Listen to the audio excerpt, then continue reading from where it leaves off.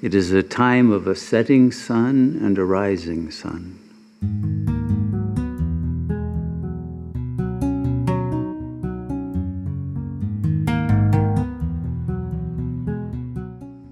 The sun is setting on Kali Yuga, and the new dawn of the next Satyuga is already showing its light over the horizon. We are therefore in a time of great extremes. The media will focus on the extremes of cataclysm and catastrophe, the extremes of degradation and corruption, of decomposition of social orders and political orders and financial orders, and the growing extreme tension within societies and between nations and within individuals whose own internal fragmentation is reaching an extreme. But what is often under the radar is the extreme yearning for a return to the light, to a world of peace, to the capacity for real love, for new kinds of relationship that are able to be lived in truth and in harmony, in the vibrational frequency of our real nature, which has been for too long obscured by the ego mind and the tendencies to conform with a society that has indeed become psychopathic and unable to sustain cooperation, harmony, truthfulness in the media, and even between individuals, or even the power of consistency to keep one's promises, to fulfill obligations, to be able to act responsibly in the world, and thus the glue that binds society together and that enables the highest levels of our visionary intelligence to function harmoniously and superorganismically has been corroded to the point where the integral systems that have been created through technology can no longer be maintained or sustained,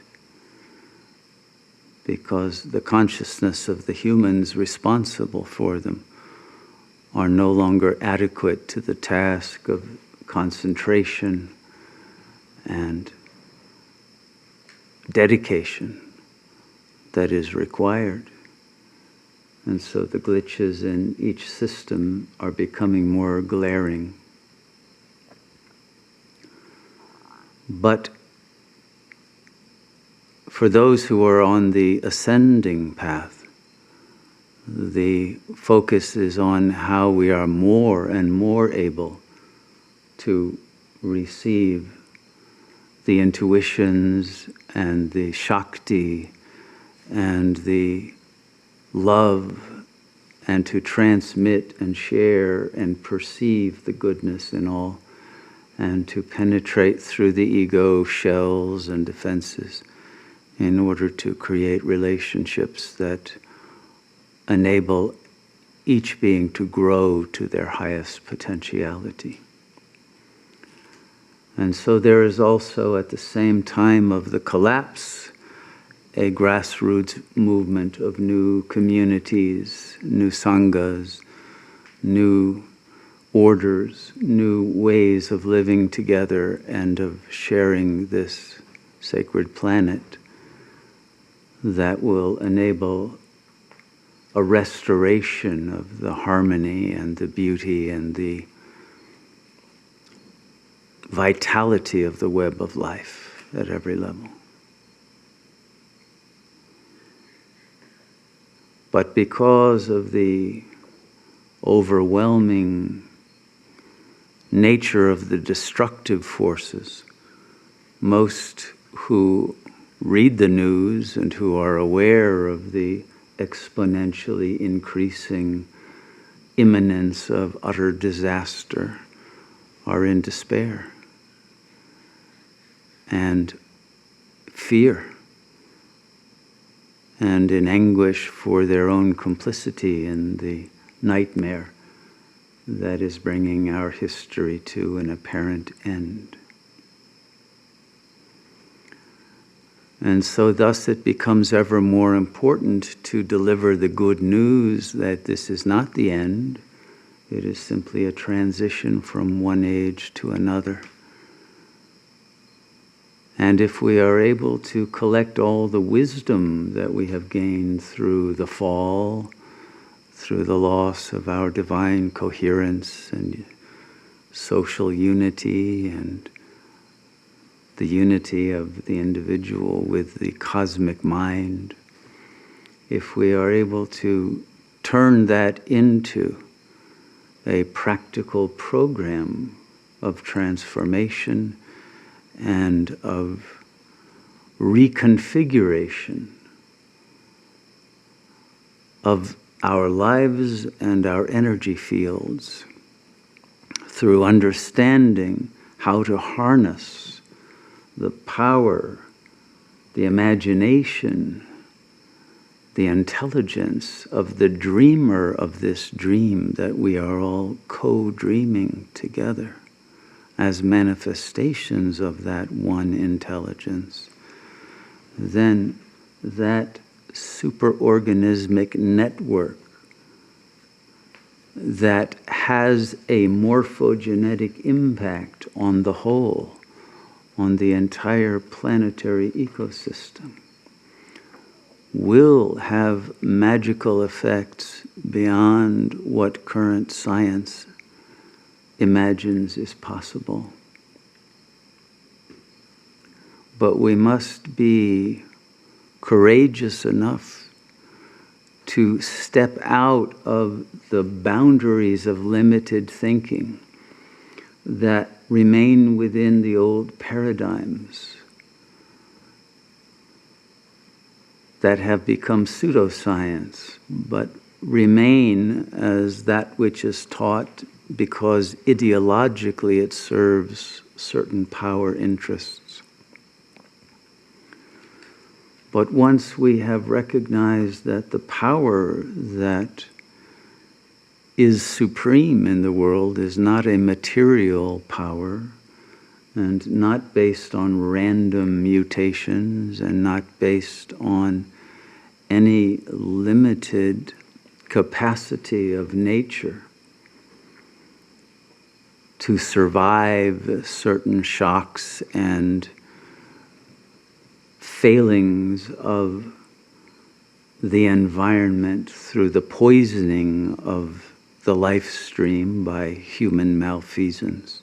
Once we recognize that consciousness is the source of all the life forms and that consciousness is eternal,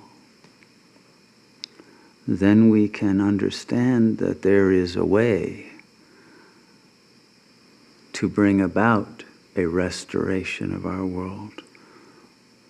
but that it can only be achieved if we have reached that level of consciousness, which is entitled to the command and control of the noetic field that governs our planetary ecosphere.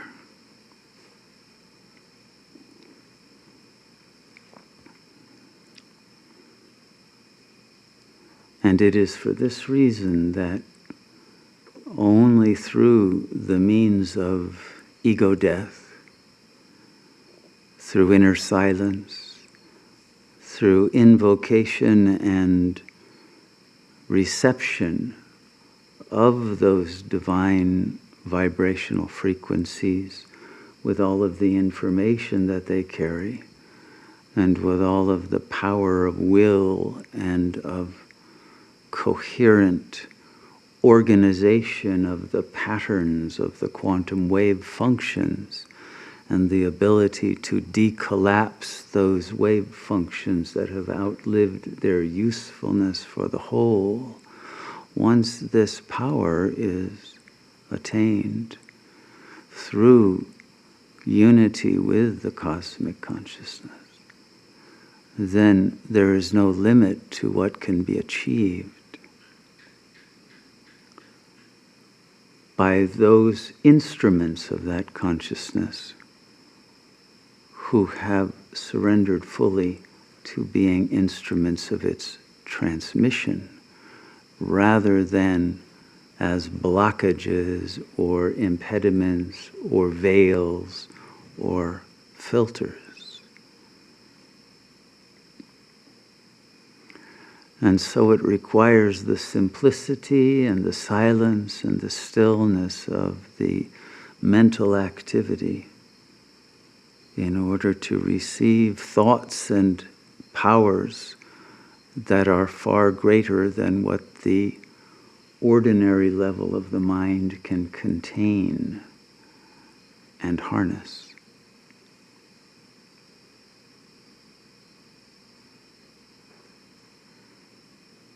And without a meditative practice in which the mental activity is mastered and silence and the power of remaining in that inner silence, focused on the source, receiving with clarity, without distortion, the mind waves of that supreme intelligence. With that practice alone, will we be able to then connect and transmit a vision that can be put into action, that alters the trajectory of our future.